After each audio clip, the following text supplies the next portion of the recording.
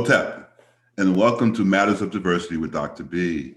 Today, we're going to go a little political. We're going to have a conversation with Representative Anna V. Eskamani, who was born and raised here in Orlando.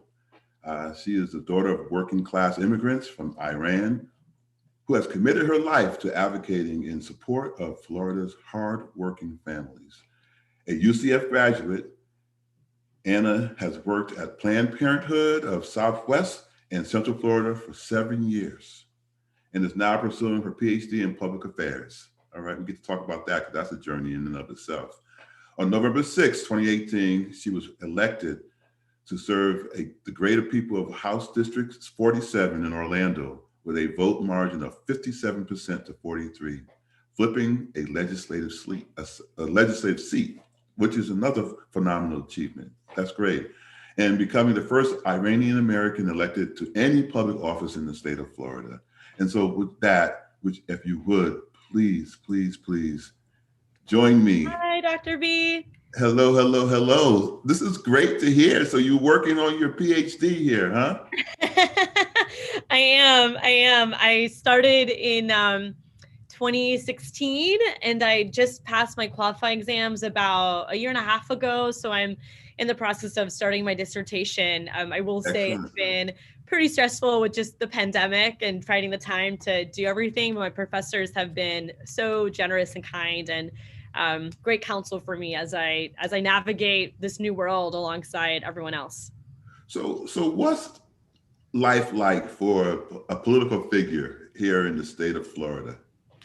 Well, it's a lot. I mean, I think if you're a committed public servant, then you are constantly focused on your community.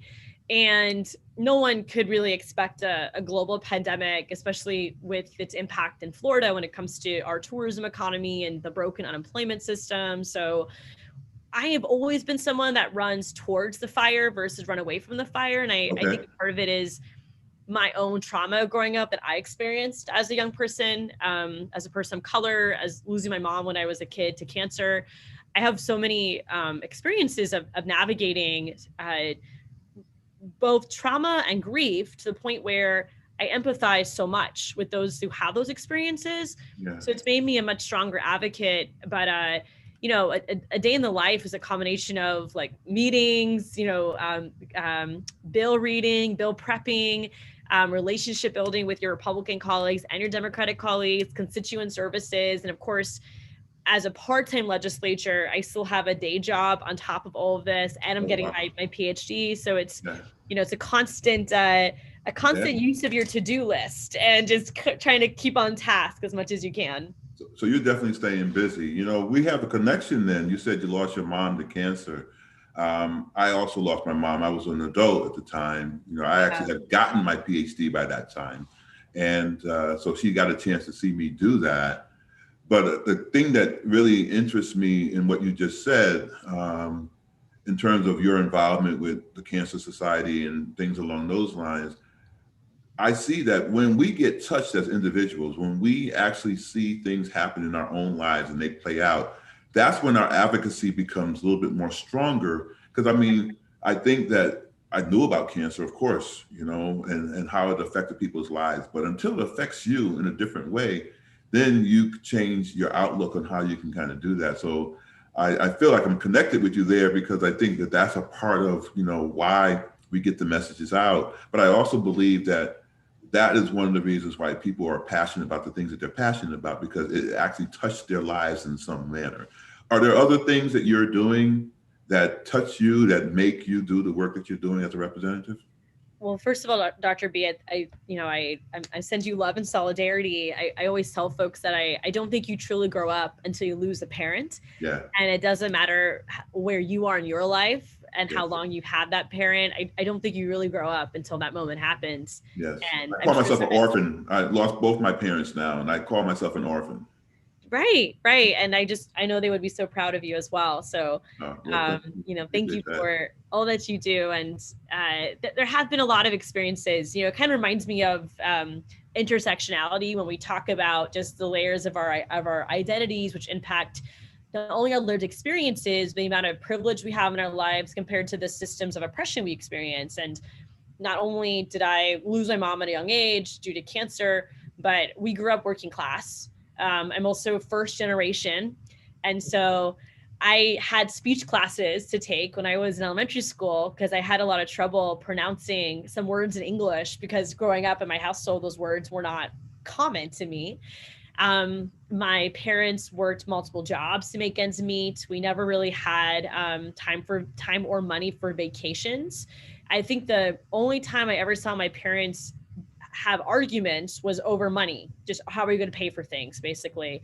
And my dad actually went to UCF himself in 1994, got a degree in electrical engineering, and then worked on the Space Coast on the weekdays, but then still worked at Walt Disney World as a customer service representative on the weekends to make ends meet. And so again, no matter how hard so many families work, because of just the timing of their lives or the geography of where they live, or all these different elements kind of out of your control, it's just never enough. And amen to that. Amen to that.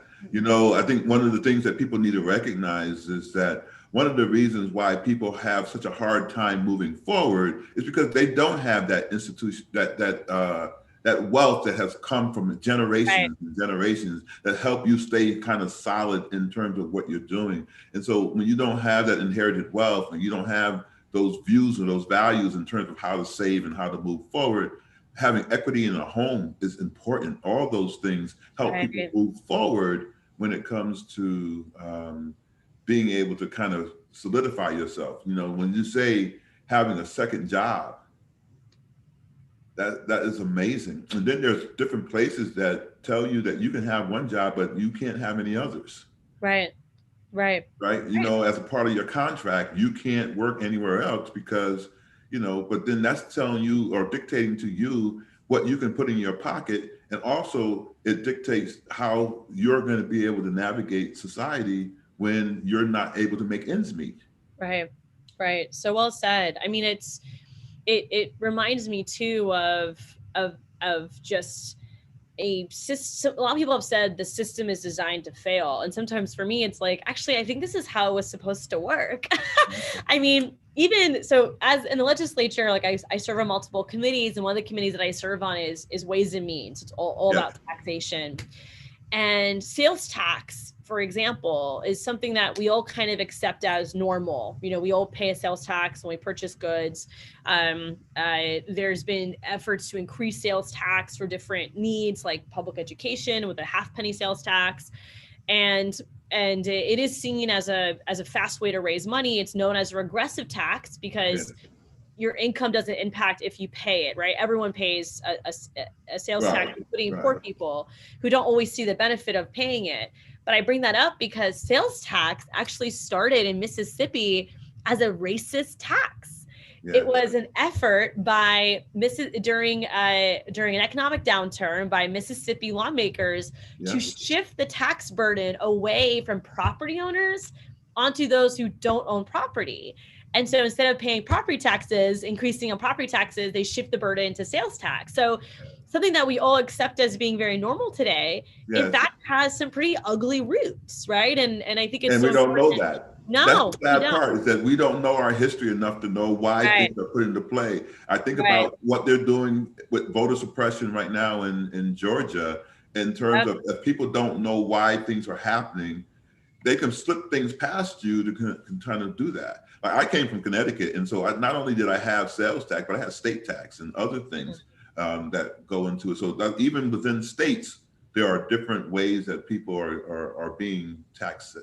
That may be unfair in terms of the value that they are able to bring forth in terms of the money that they make and what they actually get out of it too, right? I mean, are we using the tax revenue to provide programs for economic mobility? Are we using it for affordable housing? Are we using it to lift folks out of poverty so they can also be productive citizens and add to the tax base? Or are we giving it in corporate tax cuts? Are we let me ask you this question. Are we? Yeah. Are we actually? I mean, unfortunately we are. I mean, I spend so much time just reading tax bills, looking for the pork, like looking for, okay, well, who's going to benefit from this issue today? And it's so frustrating because as we see corporations benefit, I mean, one quick example is online sales tax right now. So Florida is one of the last states that isn't collecting all online sales tax. So this will be a new tax on consumers. You can argue that it's a tax they're supposed to be paying, but they're not, because it's not applied to online sales. But it's estimated to generate over $1.2 billion. I think the latest estimation was $1.4 billion in 1 year. That's a lot of money that can help pay for public education, housing, all these other issues. Instead of allowing those funds to go towards general revenue, a last minute amendment was filed by my colleagues on the other side of the aisle to move that money to go into the unemployment trust funds, not to increase benefits, but to offset the rate hike that businesses are experiencing due to their layoffs. But I want to be clear, Florida already pays the lowest rate into our unemployment trust funds. These increases, it's an increase, but it still puts us below national average of what we pay into our trust fund for unemployment. And even businesses that did remarkably well during the pandemic will still get this tax break. And that's not okay to me. We should be focused, at the very least, focused on those who need it. So those type of fights are super common here. And my lived experiences with my mom worked minimum wage jobs her entire life. You really, not only does it kind of make you angry, but it gives you a perspective to be brave enough to challenge the system, because at the end of the day, those who benefit from the system don't want it to change. And don't want it to change. Exactly. I love you saying that. So what can people at UCF do, and what can just people in general in Florida do to kind of offset some of these things? How do they get involved to the point where their legislators are going to listen to them? Well, folks should know that my entry into advocacy really started at UCF. So, when I got to UCF, I was bright-eyed, 18-year-old. I went to University High School across the street. And like I said, my dad went to UCF, my brother went to UCF, and my twin sister and I went to UCF together. So it's always been a foundational piece to who I am. And when I got to UCF, I started getting really involved with different registered student organizations, and first got involved with the environmental movement. I'm a big supporter of protecting our environment, of taking climate action seriously, in resiliency investments and so forth. And so I got involved in some of those groups. And then I started getting more engaged with international human rights advocacy. Because my family is Iranian, there are so many human rights violations across the world. And I've done a lot of advocacy work in pushing for democratic rights in Iran and women's rights globally. Right. And then I met the College Democrats the summer of 2010. And that's when I started getting more involved with local issues. And you mentioned that I worked at Planned Parenthood for 6 years, and my Planned Parenthood story really started as a patient and then as a volunteer, and then I joined the team on staff. And so I really do encourage students to get involved. There are so many great organizations on your college campus that can get you plugged into networks where internships open up, when you get to organize around issues you care about at UCF. And so my first reaction is look in your backyard, because I think you're going to find a lot of cool organizations and missions within the campus environment for you to get plugged into. To that point, you want to follow local politics. I think a lot of attention goes to national politics, and rightly so. I mean, obviously there is so much happening, especially with the pandemic, out of Congress.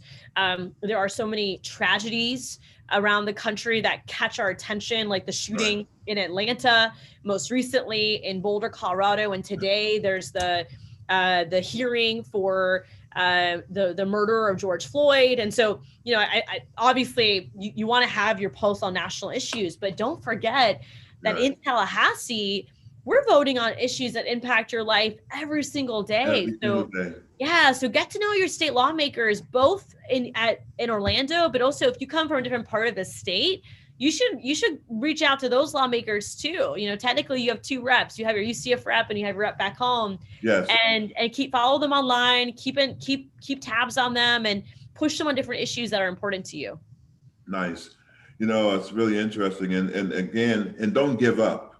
Right. Because sometimes you may think that you're falling on deaf ears and things along those lines, but it's important to recognize that a lot of times either they're busy or they're pushing something off. But if you stay consistent and you keep it in front of them, they can't help but then to respond in regards to that. So I'm happy to hear all that in terms of what you're doing and how you're putting things forward. As a female and as a woman, you talked about Planned Parenthood and all those other things that are going on. How do your colleagues see you, and how do you kind of represent yourself in this particular space? You broke some ceilings already with regards to doing some of those things, but I'm quite sure it was hard knocks in order to make that happen. So, how do your colleagues see you? Thank you, Dr. B, for this question. There are so many double standards that I confront every day, that I have to dismantle every day. Okay. There are a lot of assumptions made based on my gender, age, and cultural background.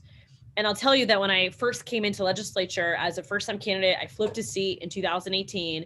A lot of folks automatically assumed that I would be difficult to work with, or I would be really, really agitational all the time, or I would be someone that they need to, kind of try to hide me, if you will. I mean, they put me. Where's this narrative coming from? I think it's coming from stereotypes assigned by the majority culture onto others. So, a lot of folks will call me the Florida AOC, and obviously AOC faces so many double standards in her own experience, where anything she touches, you have a group of people that just hate it, no matter what it is, because they've assigned her into these boxes that for the majority, it makes it easy to kind of write off. And I faced those same challenges where it was kind of like, well, whatever Eskamani says is probably not going to make sense, because they kind of just put me into this box. And so I really had to reestablish respect from like a negative place. You know what I mean? Like most folks who walk into a room, they either start off neutral or they start off at like 100. Like I was at like negative 50. Like I had to actually make that statement that it's probably not going to make sense. Well, there would definitely be either efforts, where you kind of disregard my perspective or immediately become defensive versus like taking the feedback seriously. And these are microaggressors that I've experienced, before as well. But of course, coming into a political environment that historically has been majority men and white men, it can be very isolating. I mean, even the Capitol Police, didn't think I was a member. My colleagues who kind of fit the mold of a politician, they wouldn't even check their badges. And when I come in, they stop and they're like, who are you? And I'm like, oh, I'm Eskamani, and of course it's gotten better since then because I've had to kind of prove myself again. And you would think that winning an election, right, is proof enough, but it's not, because then there's so many cases, especially for women and people of color in general, where they've been in spaces where people don't recognize them because of the fact that it goes against what the status quo has been, right? Right. 100%. I mean, you really have to, again, for some folks, like trust is assumed. For me, it's like I had to build trust from scratch. And I do hope that my experiences will make it easier for others who come after me. And candidly, it's been like, I'll tell one quick story. It was so funny. This was my first session. And so there was a bill on the House floor, and it was a Republican bill, and I liked it. I thought it was a good bill. It was around water issues. There was one Republican that didn't like it, and he was kind of asking these kind of obnoxious questions, and you could tell the questions came from the sugar industry. And I was kind of watching it happen, and I was getting kind of annoyed. So I put up my microphone and I asked some softball questions to help the Republican sponsor of the bill highlight some good parts of the bill, right? So I just asked like softball questions. So he came up to me afterwards and thanked me, but said, you know, your parents should be really proud of you. And I was like, oh, thank you. Why do you say that? And he goes, well, you're very polite. And I was like, oh, when have I never been polite? Right. But it was like that assumption that like I'm not a nice person, or that, you know, I'm a troublemaker and I'm not going to be collaborative. And again, it was the fact that me being polite was, you know, this threshold that I hadn't already passed. I mean, it was just so mind-boggling to me. But again, it was very much based on assumptions made about folks who look like me, about folks who are young in politics. And so we're constantly having to redefine ourselves for different audiences of people. And I know not every lawmaker has to do that. But it also goes against the norm, right? Because of how can I not put a narrative up for you that makes you the bad person when I need people to recognize that I and what I represent needs to be the only people who sit in these seats. I can't have Eskamani come in and be a part of this narrative and do good, because if they do good and they're not the rebel rouser and they're not the person who's making people angry and they're not putting forth good bills, then I don't have anything I can fight against. That's a good point. Yeah, it's such a good point. It's like conflict is like sought after in a way. And, you know, I think a part of it for me too is like, don't give in to that temptation. So I've always been someone who, I learned this the hard way, honestly, around, I mean, I've always been an empathetic person, but I've learned the hard way that it's better to call people in before you call them out. And so if there is an issue that I have with someone, I try to call you in first. Right. And, you know, if I call you in and you don't care, you don't respond, eventually I have to call you out. But I try really hard to practice that approach, because I think it's exhausting work. Yeah, it is.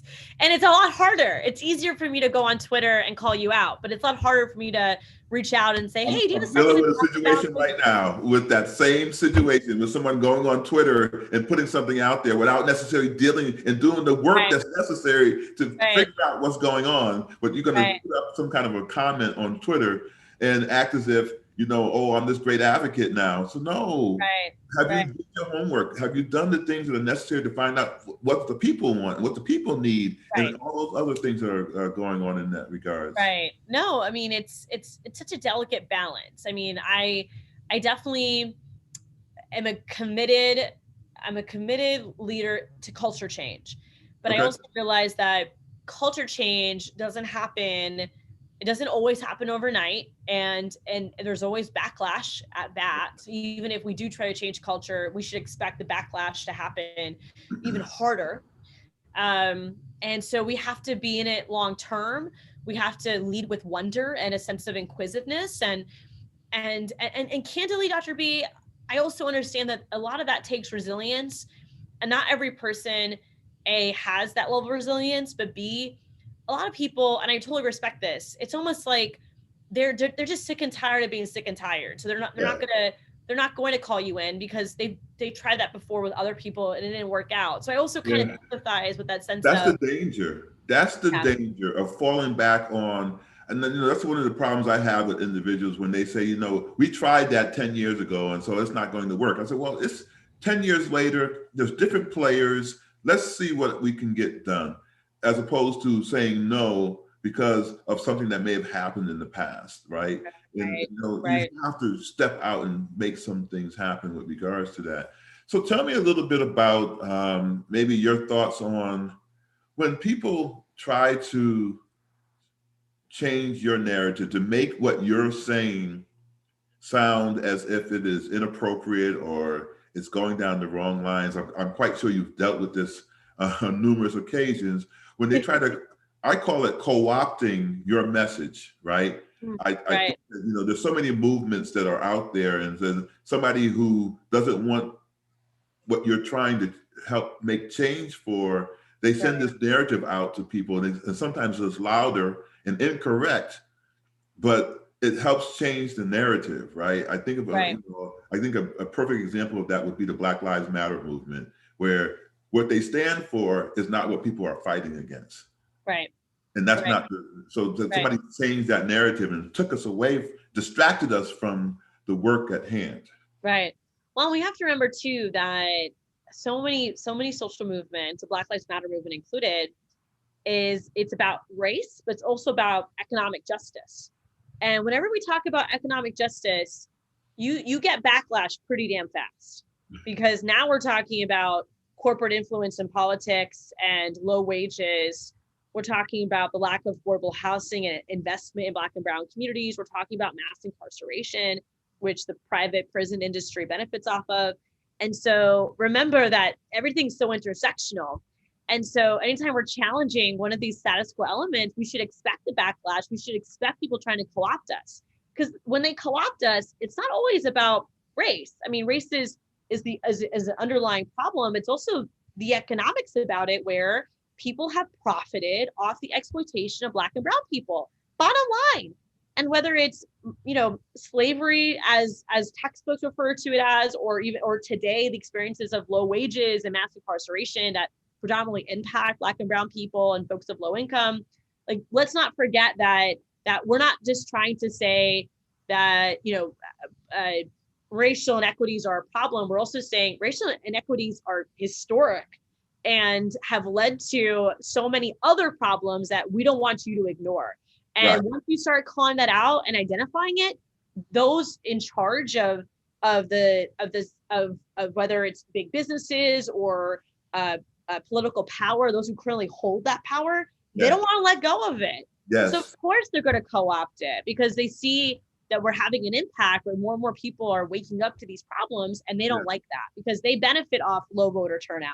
They benefit off of Black and brown folks not realizing that they should be paid a lot more, right? Like, they benefit off the backs of others. And so it's happened. That's a part of not having a place at the table. If you don't know that you're at a disadvantage because you have not been informed, then you're always going to stay behind the 8 ball.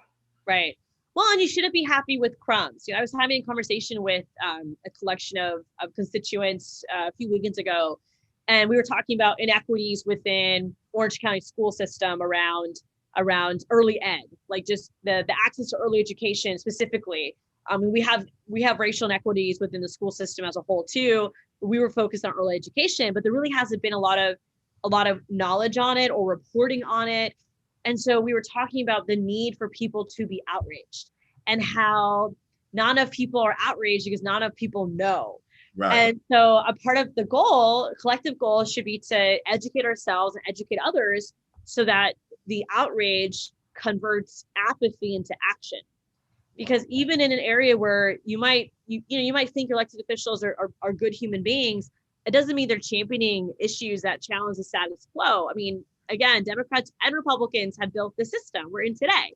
It was Democrats and Republicans that supported a hard on crime mentality that has led to mass incarceration of mostly Black and brown people. It was Democrats and Republicans that created mandatory minimums, which we're still living with today in Florida, that have led to people with non-violent offenses being in prison for years, when they really should be in an intervention like a rehabilitation program, right?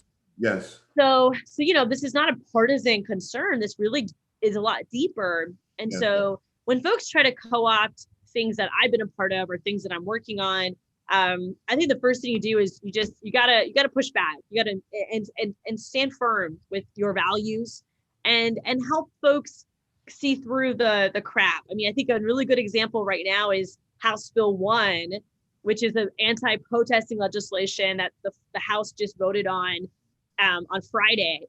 And all the scary, type of rhetoric those who support the bill try to spread around. Yes, it doesn't sway me, because I know they're trying to co-opt the Black Lives Matter movement. They're trying to paint a picture of what it's not.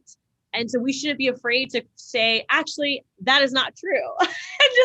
and stand firm with what we see around us and the inequities that my constituents experience. And well, how do you navigate that though? Because when the voices are sometimes louder than the people who are fighting against it, how do you navigate the misinformation that's out there that people are getting? I think about it in regards to so the other thing, maybe I'll let you answer that, and then I got one more question I want to ask you. No, I love the question. So I learned early on working at Planned Parenthood that if somebody lies about our work, you call it out as a lie. So, the first thing you should do is don't speculate on what they're saying. Don't go down like the hypothesis hole, right? Like call it out. Like, I'm sorry, respectfully, that's not true, right?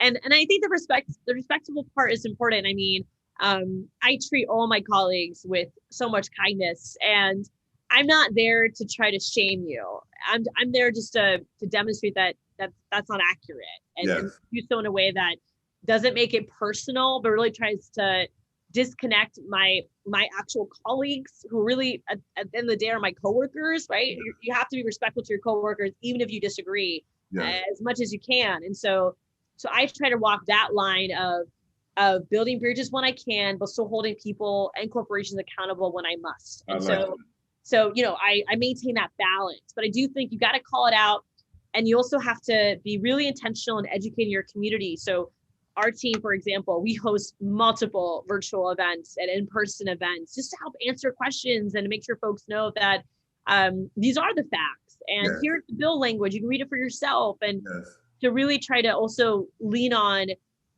experts. So in particular for House Bill 1, I mean, multiple law enforcement officers and retired sheriffs don't like this bill. And so, lift up those perspectives that perhaps can be more persuasive than your own, right?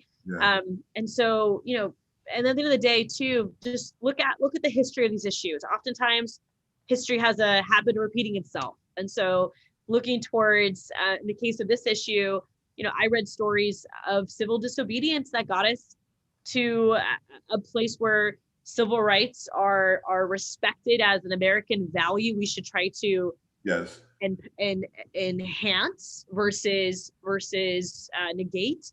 And that only happened because of marches, sit-ins, good trouble, right? So I try really hard to lift up those elements to my colleagues. And I tell folks all the time, in the case of politics, we might not always win the votes in the chamber. We can try to win the support outside the chamber. And if you're focused on your community over what happens in this ivory tower, then you're going to be in a much better spot no matter what you do. So do people, when you have these town hall meetings and these different times when they can meet with you as a representative, do they actually listen and hear and make the changes? Or, when they're getting this misinformation and you're sharing with them the truth of the matter from your perspective, do they actually hear it? And what's the percentage maybe of people actually understanding once they've been kind of given this rhetoric that's unhelpful towards the movement? Have you seen people actually able to change? Right, to evolve. Yeah. I have. And I also think even for me as an advocate, like my values have always been ironclad, but my perspective on issues as I learn more have changed. I mean, if you asked me 2 years ago about tax policy, like I wouldn't really know a lot to have an opinion. I probably thought sales tax was fine. Like we all pay a sales tax. I've supported the penny sales tax in the past. Like I didn't realize its historic roots, but my values around equity impact my interpretation of information, right? So I do think that education is so key, because at the end of the day, many of us share the same values. We all care about freedom. We care about equity. We care about family. We care about hard work. When we learn more about issues, then we can apply our values to that, and we end up having a lot more in common than not. So I think so. But to your point of experiences of folks evolving, so there's definitely been moments of very tense town halls. I mean, especially before the pandemic, we would do a lot of in-person events, and there's been moments of folks who come into the space with a very hardcore opinion that is not going to change based on one conversation with me, but I'm kind. I'm asking them questions, understand where they're coming from. Right. And that helps me to find the areas of commonality. So again, it takes a lot of patience, but I have to remind folks that change does not happen over time. It doesn't happen with a burst of energy or enthusiasm. It happens because we are consistent and persistent towards that goal. So there have been folks who did not vote for me or don't always support me on different issues, but they thank me for my work on unemployment or on housing or on small businesses. Which is why we put representatives into the House in the first place, right? Because we want them to be in front of your interests, right? And so, you know, this party platform thing, it somewhat drives me crazy. But let me change the narrative just a little bit and ask you a question with regards to people who seem to be hypocritical. Right? So I'll just use one instance, and you know, and I'll just use Supreme Court justices. Right. And what happened during President Obama's era and what happened during the Trump era, right? And so the question I have for you is, it seemed as though a person who says this on this particular side of the issue, and then changes it to this side of the issue, how do you deal with that? And have you dealt with that in Florida with terms of people who have, you know, when they were in I guess in some type of political power, they said one thing, but when another person or the other side of the aisle has something that they feel equally as strong about, that was the same thing that this other person thought about, how do you deal with that? So I call this an ideology of convenience. Okay. And so it's not that they really have a value around this issue. It's that they change it based on what's convenient for them at the time. And, you know, specific for your case example, you had, you know, Republican senators who said that they didn't want to appoint a new justice because it was late into President Obama's term.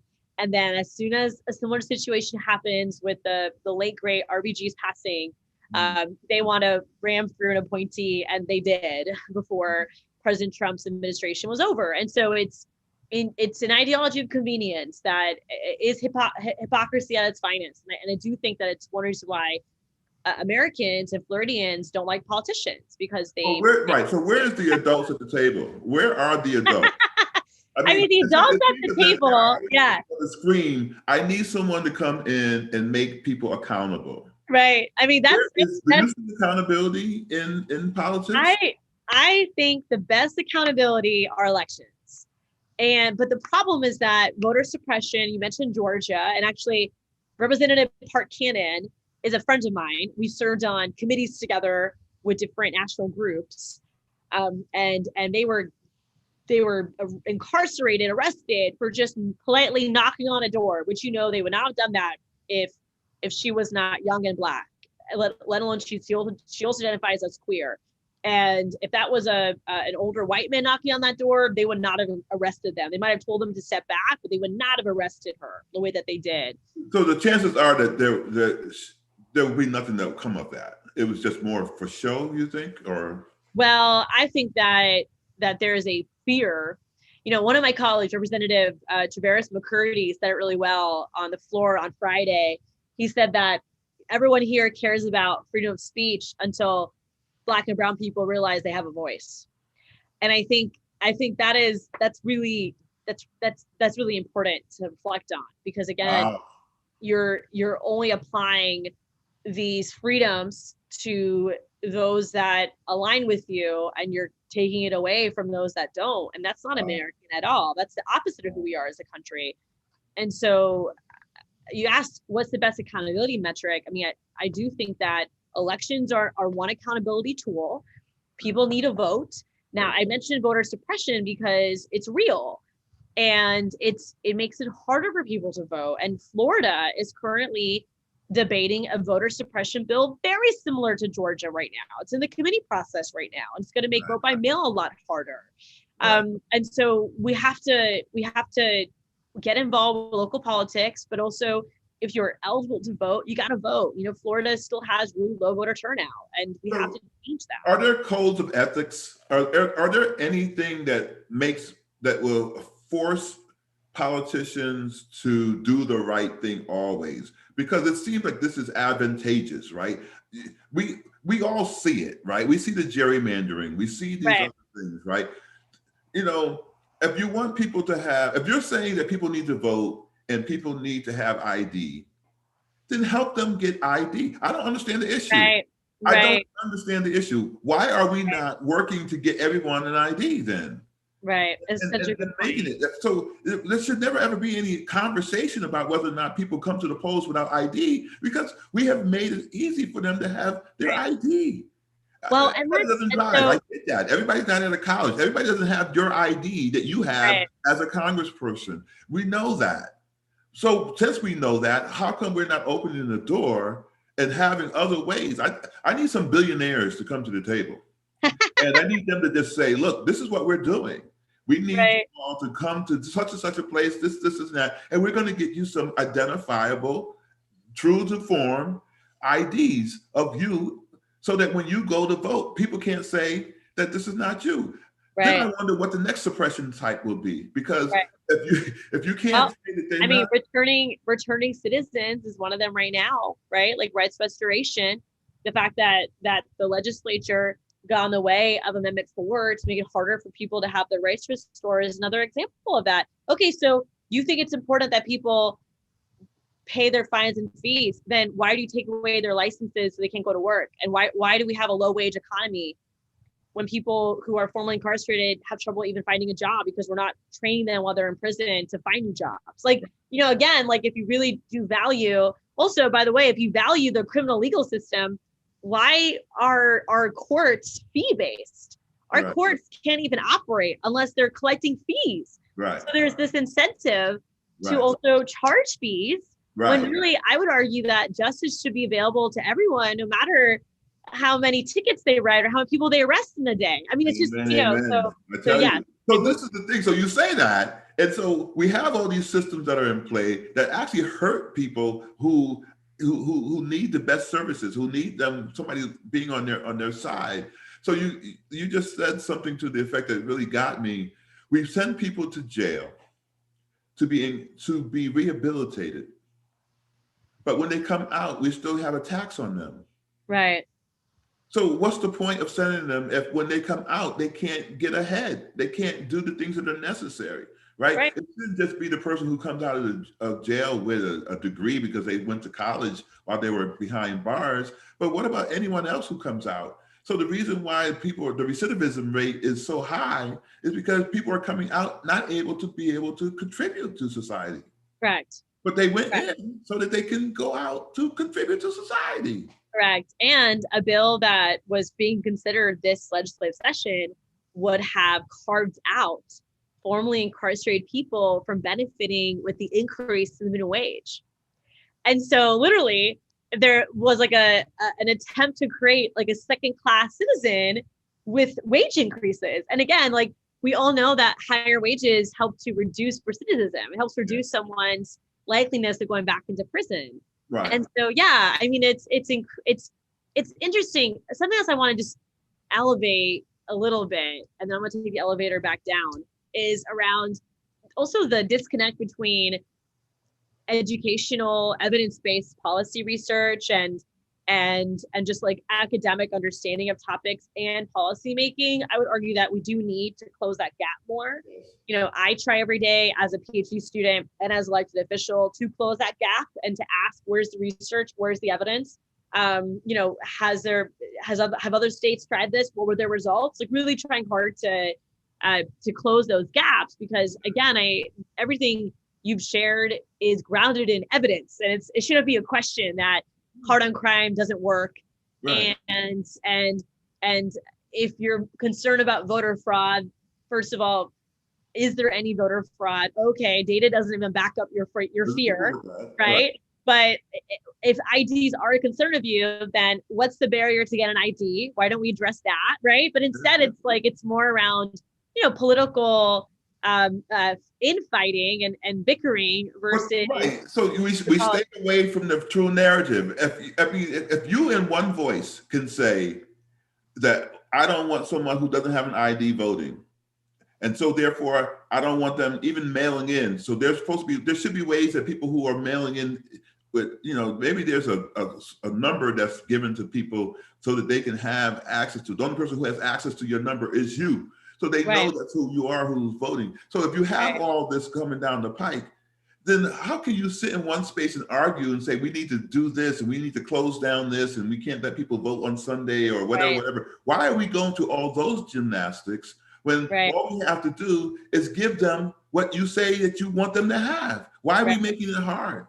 I mean, it doesn't seem to make much sense to me because in truth of the matter, you haven't been able to prove Right. that there's been some type of irregularity in the way that someone has voted. Because believe me, that would be out there. I mean, if you have that kind of power, you would be out there doing that. You would let people know for a fact that that was 100%. what was going on.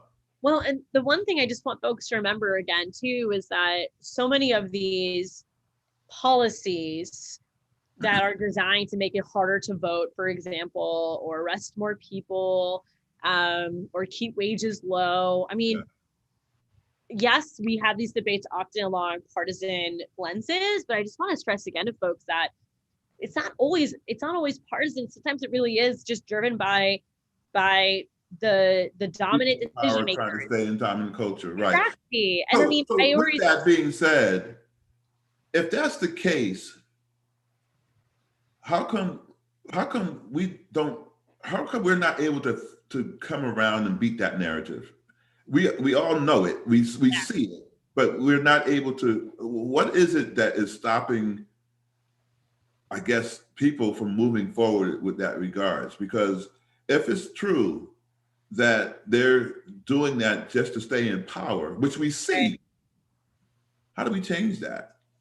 So the challenge we face is, we talked about lack of education, understanding, right? These are, talking about tax policy as an example, super complicated.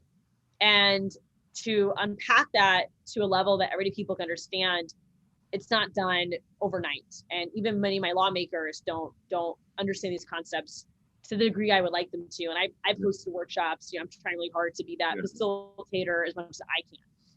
Yeah. But to also remember that some of the worst perpetrators are brands that so many people love, and that's tough. I mean, I think about, for example, one of the most egregious issues are like corporate tax breaks, and the groups that fight for those tax breaks include Walt Disney World, Universal Studios, Target, Publix, AT&T, like Comcast, like, so there's a lot of companies out there that many of us have brand loyalty to. Many of us shop there or use their services.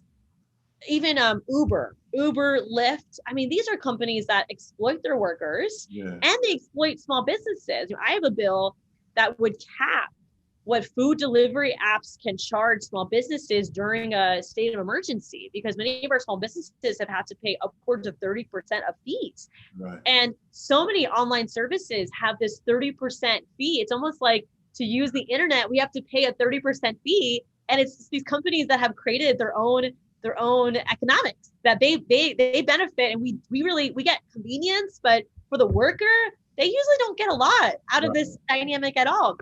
But again, to go after Uber and Lyft, I'm doing two things. One is those who love these brands or work at these companies are not going to like me for doing it. And two, I put a target on my back because now the next campaign cycle, they're going to spend money against me because I'm in their eyes, I'm problematic. Oh. So there's a lot of risks and challenging status quo, right? But it is worth it, but there is risk there. And then again, when it comes to the greater public, we have to educate folks that it's okay to love a brand, but also don't like what they're doing. Right. It's okay to love your country, but also to say we have a lot of work to do to be better. Same thing with racism. Right. It's okay to love your family member. Right. But it's okay also to challenge them when they're doing something that's hurting people. Exactly.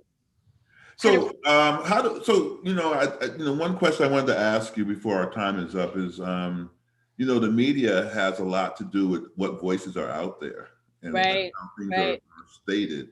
How in your perspective, can the media be a little bit more responsible in their reporting of things so that people who are maybe low information getters or whatever have to actually have facts as opposed to sound bites and all those other things that really stop people from understanding an issue at hand? Yeah, it's a great question. There's a lot of clickbait out there that doesn't actually help to educate and inspire everyday people, but it can really mislead folks or put them in their separate silos versus having like in-depth conversations with each other. And I think we both hold some sense of responsibility here, right? As consumers of media, we need to fact check what we're reading. We need to choose trusted resources of information. I'm a big NPR fan, and I look for sources that are trusted and follow a code of ethics, as you said. But as the producers of media, you also need to be held responsible to not pursue sensational clickbaity news, to hire a diverse newsroom. And I'm a graduate of the Women's Media Center years ago. They do this media training for women who are in leadership positions or in public service. So when I was, I think in grad school years ago, I did this training, and the Women's Media Center really talks about just the lack of women in media, even when it comes to talking about women's issues. And I would say that there's a lack of people of color to talk and write about issues impacting people of color. Yeah. So we also need to invest in the diversification of our newsrooms from a higher ed space. Yes. What can higher ed institutions do to encourage more people of color to go into the media, and to, of course, prioritize programming in different languages? And UCF actually has done that in the past with Spanish language media. So there's the pipeline issue, there's a recruitment issue, and then again, just being more intentional in media that's produced and also media we consume. Wow. So listen, we now come to the end of this hour, and I need to let you go, and I apologize for that to anyone who's watching right now, because this has really been deep. I got to have you back. We got to figure out what we can do. Absolutely. Count me in. More about these issues that are at hand. So I got a challenge for you. I wonder if there's a way that you can find someone who's on the opposite side of the aisle from you to come on and let's have a conversation. And have a conversation about their side of their views, your side of your views, and give people a little bit of a perspective of what's coming on from each person, right? Because I think that it's important to have these dialogues. And if you have relationship with folks who are willing to kind of communicate about this, stand firm on their views, but be able to ask questions, I think that would be a pretty cool thing for us to do. So I want to thank Anna Anton for allowing us to meet and have this conversation today. It's been phenomenal. I wanted to ask you about the picture behind you and the significance of it, and I'm running out of time, but maybe very quickly, what is the significance of the picture behind you? I can, yeah. Well, thank you again, Dr. B, for having me. And this is actually a painting that my mom did. Oh. It was her last one before she passed away. It's actually not completed yet. And if you look closely at it, you'll see pencil marks of where she was intending to paint over, but she never had a chance to finish it because she got too sick. And when I got elected to serve in this seat, this painting was on the floor of my dad's house. And I just felt really compelled to bring it with me to Tallahassee. And I have it behind me every day. It's my guardian angel, but it's also a reflection of how her story is not complete, and it's up to all of us to finish the canvas. And so oh my God, for me. I don't even know what to. Oh wow, I don't even know what to say to that. Oh my goodness, thank you so much. Thank you for the work that you're doing. You made UCF proud. Just continue to make UCF proud. Thank you, Dr. Phenomenal. This is phenomenal. It was great having the opportunity to talk with you today. You too. Thank you so much for really appreciate it. I have to figure out another day to get you back here and really just, I think we can go so much more in depth to some of the things that we talked about today. Anything that you have on your mind that you want to kind of share with the public, that would be something that I think would be really cool to do. But I also want to, not only that's a separate one. I would love to maybe have you and a colleague from the other side of the aisle. Yeah, well, there's quite a few. There's a handful of UCF grads in the legislature. Myself, Representative Carlos Guillermo Smith, who's also awesome and should join y'all. And he represents the main UCF campus. Then you have Representative Mariano, Chris Lapala, and Leek. and they're all Republicans. So hopefully one of them might be willing to hop on. I love it. I love it. I don't know. I'll work with you, and maybe offline we'll figure out how to get that make that happen. I won't hurt. I won't bite. We'll just communicate. I might ask a couple of challenging questions, but I want to hear their perspectives as well. Excellent. Let's see what we can do. Thank you again, Dr. B, for the invitation. Oh, thank you. Thank you. Just really quickly, so the people know who's listening, on Wednesday, we have Dr. Jamie Bourne coming on. She's from CAPS here on campus, and we're going to be talking in honor of Transgender Day of Visibility, which actually falls on March 31st. So that's our podcast for this coming Wednesday. And so I'm excited. I cannot even tell you how honored I am to have you be a guest today. I've learned some great things, and I actually feel a connection now. I think our moms connected us, and so I appreciate you, and thank you so much for being a part of today's podcast. Thank you, Dr. B. Can't wait to come back. And everyone have a great week. Thank you. Thank you.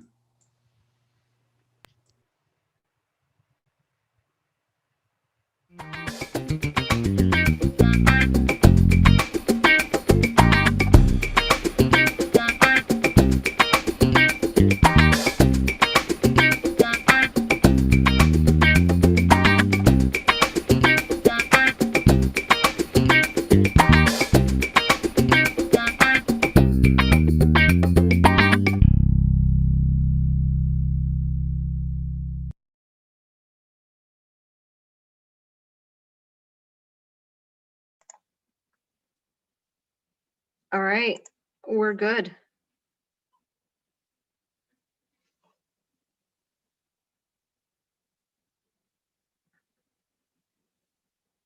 All righty. Excellent, excellent, excellent. I need to go, you all. Yep. All right, Dr. B.